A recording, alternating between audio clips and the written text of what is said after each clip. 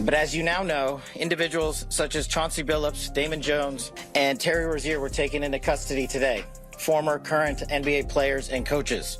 What you don't know is that this is an illegal gambling operation and sports rigging operation that spanned the course of the NBA, the league once known for its global shine and billion-dollar prestige, has just been shaken to its core. The news that sent shockwaves around the world wasn't just about arrests or scandals. It was about the collapse of trust, the crumbling of an empire. The FBI's historic raids on October 23, 2025, exposed something no one could have imagined. A years-long gambling and game-fixing operation that reached all the way to the top. Coaches, players, insiders, names fans once cheered for, now entangled in a web of deceit so deep it threatens to bankrupt the league itself. It started before sunrise.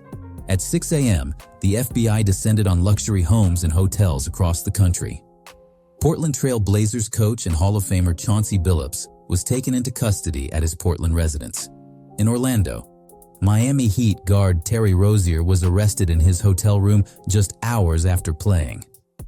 In Las Vegas, former Cavaliers coach Damon Jones was led away in handcuffs.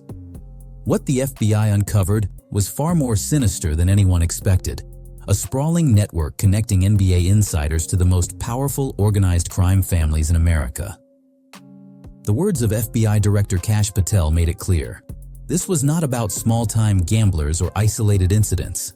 This was an illegal gambling and sports rigging operation spanning years, linked directly to the Bonanno, Gambino, Genovese, and Lucchese crime families. In one press conference, the FBI confirmed what sports fans never thought they'd hear, that NBA figures were being charged alongside Italian mob members for defrauding victims of tens of millions of dollars.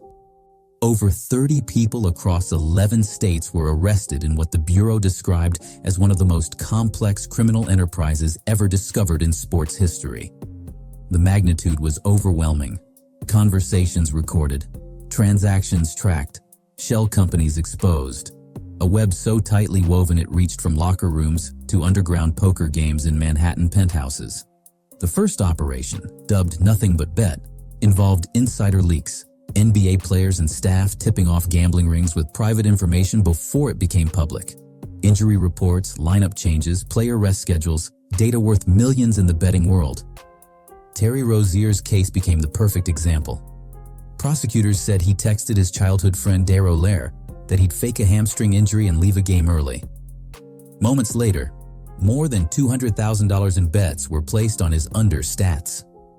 9 minutes and 34 seconds into the game, Rozier walked off the court just as planned. Those who got the tip cleaned up, walking away with tens of thousands in profit. And it didn't stop there. Damon Jones allegedly sold insider information about LeBron James's injuries for as little as $2,500 a tip. Imagine that. One of the NBA's biggest stars, his health secrets sold on the black market like a commodity.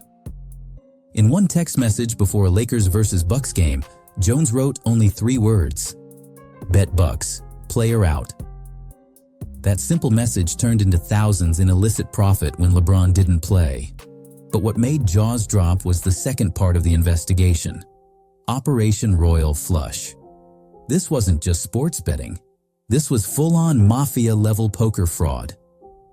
Using X-ray tables, contact lenses that could read invisible ink, and hacked shuffling machines, mob-backed operators rigged high-stakes games for years. Manhattan penthouses, Hamptons estates, Las Vegas casinos, these games looked legitimate, but every single hand was controlled by hidden technology. Cameras inside ceiling lights, wireless transmitters and card decks, even secret signals between players. It was Ocean's 11 brought to life, except the victims were real people, losing millions. And the NBA connection? Chauncey Billups, prosecutors claim, was the face card, the celebrity lure who brought wealthy investors to the table. He wasn't dealing cards. He was dealing trust. His presence convinced CEOs and hedge fund managers that these private poker nights were exclusive, safe, and authentic. But behind the glitz, victims were being scammed, and when they refused to pay, mob enforcers showed up. Threats, beatings. One man pistol-whipped, another robbed at gunpoint. It was a full-blown criminal enterprise disguised behind the glamour of professional basketball. Investigators revealed this network didn't appear overnight. It began as early as 2019 when authorities noticed strange betting patterns and reports of violence tied to high-stakes poker games. Over 6 years, they followed trails through shell companies, offshore accounts, and cryptocurrency transfers. The result? The biggest sports corruption case in American history. Even former referee Tim Donaghy, the man at the center of the 2007 NBA betting scandal, warned that this was only the tip of the iceberg. He claimed the earlier scandal had been buried at the highest levels, but this time, the FBI wasn't backing down. Director Patel's presence at the press conference was a statement. No cover-ups, no settlements, no quiet retirements. The timing of the arrests, just one day after the NBA's season opener, was deliberate. Fans were still buzzing about Victor Wembanyama's 40-point debut when the headlines exploded. Federal agents storming homes, players in handcuffs, coaches missing from sidelines. It was the league's darkest day. The financial shockwaves hit instantly. Sponsors like DraftKings and FanDuel saw their stock prices dip within hours. Investors panicked. By the following week, whispers spread that major brands were reconsidering partnerships with the NBA altogether.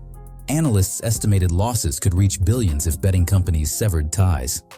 The NBA's $1.5 billion in annual gambling partnerships, the same deals that helped make basketball more lucrative than ever, were now liabilities. Commissioner Adam Silver found himself in an impossible position. A decade earlier, he'd been the loudest voice supporting legal sports betting, claiming it would bring transparency. But now, that very system was the reason his league was imploding. Congress demanded answers. Lawmakers gave Silver a deadline to explain how he'd stop future scandals, warning that federal oversight could be next. Inside the NBA, panic turned into paralysis. Billups was suspended indefinitely, his Hall of Fame reputation now under scrutiny. Rozier was sidelined, his $96 million contract hanging by a thread. Reports suggested the Heat were looking to trade him, desperate to distance themselves from the chaos. The Trailblazers appointed an interim coach, but morale was shattered.